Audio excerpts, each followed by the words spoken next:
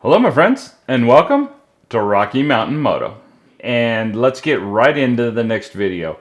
So I've spent a lot of time this last 3 weeks or so talking to a lot of people about whether or not to buy the standard road glide slash street glide or the limited. And new for 2026, the Harley-Davidson lineup is now including a limited as a replacement for the Ultra. And the limited is similar to the Street Glide, Road Glide.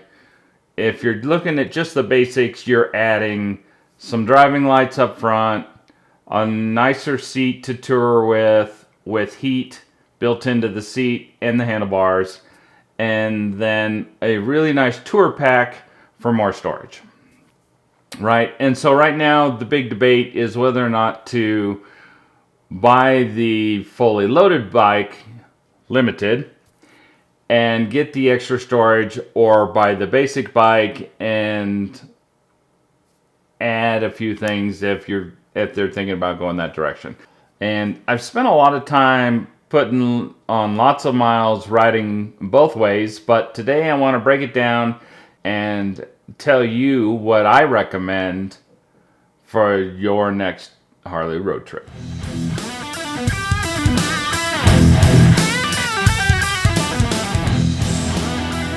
So regardless of whether you're looking at buying a brand new motorcycle and are trying to decide between the limited and the standard, or you're riding a road glide, street glide now and are interested in adding a trunk, the main reasons to get into that are you're going to get to double your storage capacity, where you're going to go from the 2 bags on the side to an extra trunk, which is coincidentally lockable, so you have more good lockable storage. You not only have good storage, you also have a passenger backrest, and you're going to double or triple your comfort level when stepping up from just a quick little backrest. So not only increased storage, but also easy organization and quick access, since the trunk is one of those things that is easy to get to and very quick.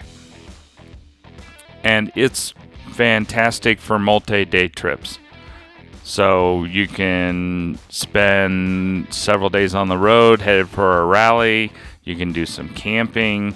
It's good for camera gear because it's up safe and out of the way and protected from any kind of weather. And in general, just gives you a lot more options on your motorcycle.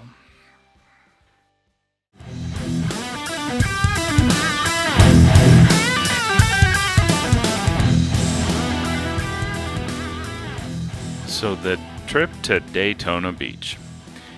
So we rode from Colorado to Daytona Beach, Florida, and we spent most of our time riding the coast down there on 98.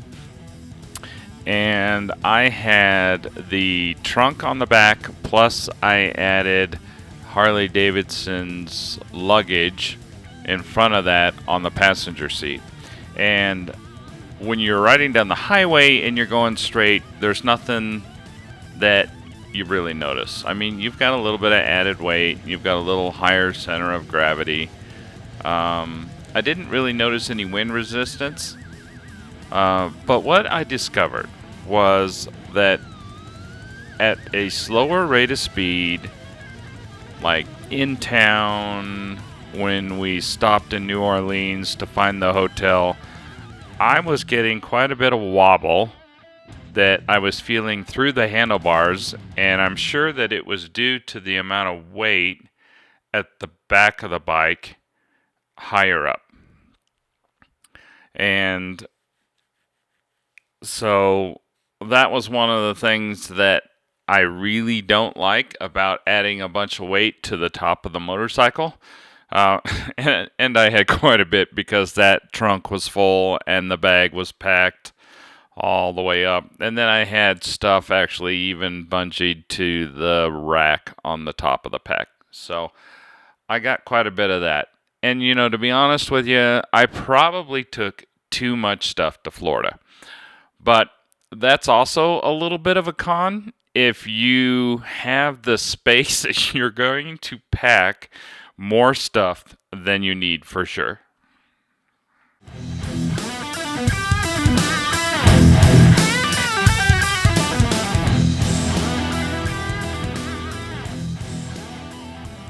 So with every road trip I take, I spend time trying to refine what I carry with me on the motorcycle, because I am starting to carry a ton of camera equipment, and I'm just trying to reduce my overall baggage, if you will, on a road trip. And so I've spent a lot of time trying to figure out what I need, what I don't need, and the more trips I take, the more things I discover that I can get rid of and leave behind. And so part of that is actually getting to the point where I don't have to carry the trunk. And for the last 2 trips last year, you'll notice that I left the trunk at home. And what I'm doing now is just putting most of the camera gear in one of the side saddlebags, while the other saddlebag gets things like the med kit, the tool kit, etc. And so at this point, then all I'm doing is adding a few little bit of clothes and some gear for staying dry. And just trying to lighten that up. So carrying a lot of less things to kind of get in the way and add a bunch of weight to the motorcycle. And I like it a lot. It cleans up the look. It cuts down on the amount of weight that's higher up on the motorcycle.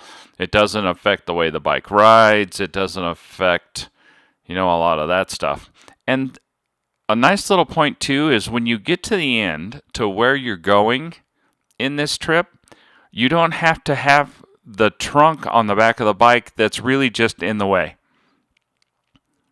Because there's really no place. I mean, you could take it into the hotel and leave it there, but that's a huge pain if you're trying to mess with that and worry about it and all that stuff. I would definitely prefer to just throw a little bag on there that's waterproof and go down the road and not worry about it.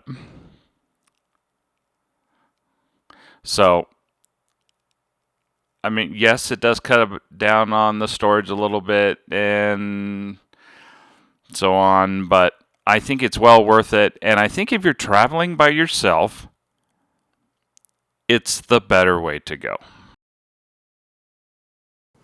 So to be honest with you, really my choice if I'm riding solo is going to be without the tour pack and just add a bag on the back. If I'm looking at taking a passenger and doing 2-up riding, I'm obviously gonna pack the extra storage and add the tour pack and the comfort level. And then at that point I'll also change out the seat. All right. It was a lot of fun. So let me know what you think. On your next trip, are you going to take that limited with the full-blown trunk and all the bags and roll down the highway to your next adventure on a full-blown trunk? Or are you going to skim it down, keep it lightweight and flexible, and just throw on an extra bag in the back? What's the chemistry for your next adventure? Make sure to leave a comment down below. I'm always interested in knowing. And until next time, thanks for watching, and I'll see you in the next video.